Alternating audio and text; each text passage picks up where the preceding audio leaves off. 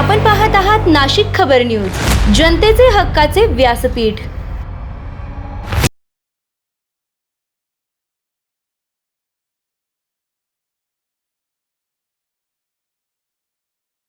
अग्निसुरक्षा जनजागृती मोहिमेला वेग।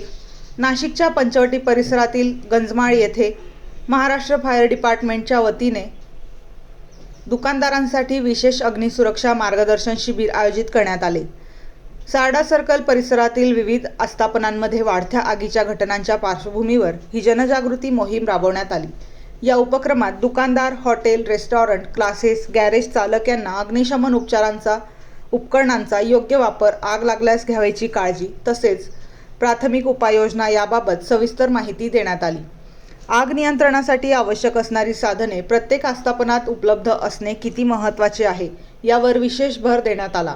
अधिकाऱ्यांनी सांगितले की आगीच्या घटना दिवसेंदिवस वाढत असून त्या आटोक्यात आणण्यासाठी प्रत्येकाने सजग राहणे आवश्यक आहे।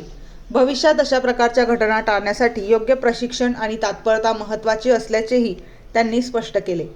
या मोहिमेत महाराष्ट्र फायर डिपार्टमेंटचे चेतन शेजवळ यांनी पुढाकार घेत दुकानदारांना प्रत्यक्ष मार्गदर्शन केले आणि सहकार्याचे आवाहन केले।